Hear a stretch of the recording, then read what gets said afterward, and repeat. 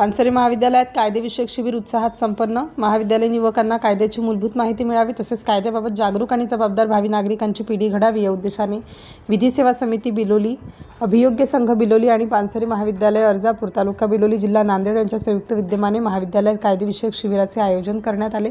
कार्यक्रमाची सुरुवात हुतात्मा गोविंदराव पानसरे यांच्या प्रतिमेचे पूजन करून करण्यात आली।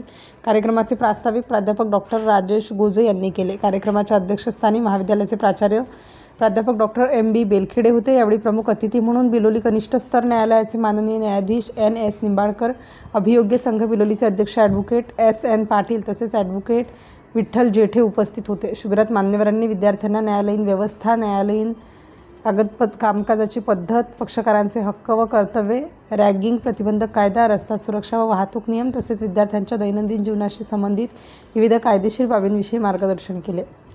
कायद्याचे ज्ञान हे केवळ न्यायालयीन प्रक्रियेपुरते मर्यादित नसून प्रत्येक नागरिकासाठी आवश्यक असल्याचे मान्यवरांनी स्पष्ट केले। कार्यक्रमाचे सूत्रसंचालन प्राध्यापक डॉक्टर गोपाळ चौधरी यांनी केले। यावेळी प्राध्यापक डॉक्टर देविदास जाधव, प्राध्यापक डॉक्टर सिद्धोधन कांबळे, प्राध्यापक डॉक्टर आलोमुद्दीन सय्यद, प्राध्यापक डॉक्टर नारायण शिवशट्टे, प्राध्यापक डॉक्टर शंकर मरकले, प्राध्यापक डॉक्टर महेश वाकरडकर, प्रकाश पाटील अर्जुने यांच्यासह महाविद्यालयातील प्राध्यापक, कार्यालयीन कर्मचारी व विद्यार्थी मोठ्या संख्येने उपस्थित होते।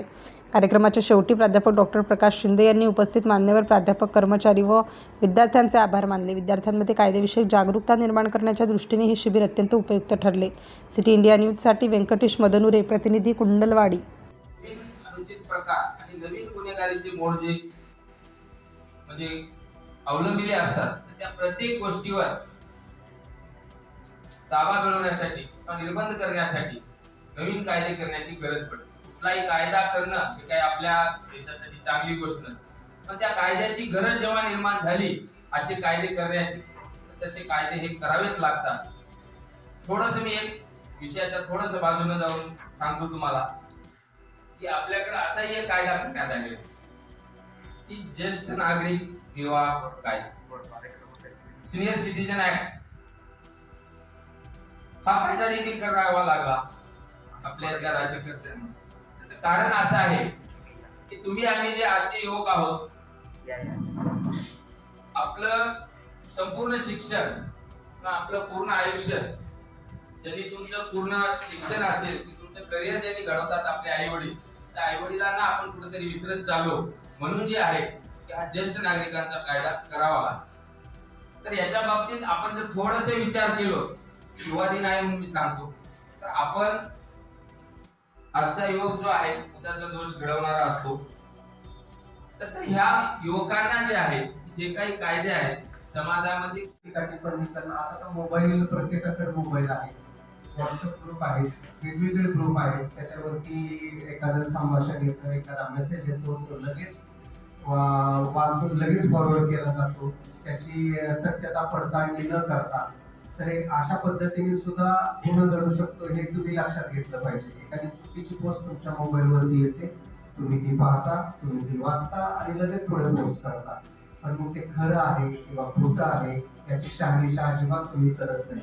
तेव्हा कोणाच्या एखाद्या तक्रार करणारी सुद्धा तुम्ही त्या ग्रुपमध्ये असता, त्यामुळे तुम्ही एक प्रकारे गुन्हेगार किंवा गुन्ह्याला प्रवृत्त करणारी व्यक्ती अशा अनुषंगाने सुद्धा तुम्ही त्याच्यामध्ये सहभागी असू शकता, याचं भान तुम्ही राखलं पाहिजे। त्यामुळे कोणताही आलेला मेसेज तो फॉरवर्ड करताना आपण कुणाला दुखवतोय का, कोणाचं व्यक्ती स्वातंत्र्य, अभिव्यक्ती स्वातंत्र्य याच्यावरती काही गदा आणतोय का, याचं भान तुम्ही राखणं गरजेचं आहे।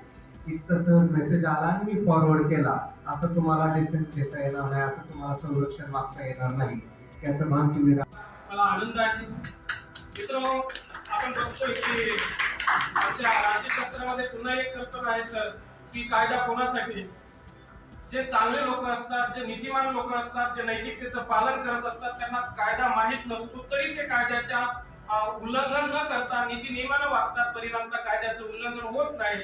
आणि जे गुंड प्रवृत्तीचे लोक असतात त्यांना कायदा माहित असतो आणि कायदा माहित असून ते गुन्हे करतात। याच्यासाठी त्या गुन्हेगारांना शिक्षा व्हावी यासाठी न्याय व्यवस्था मित्र असते।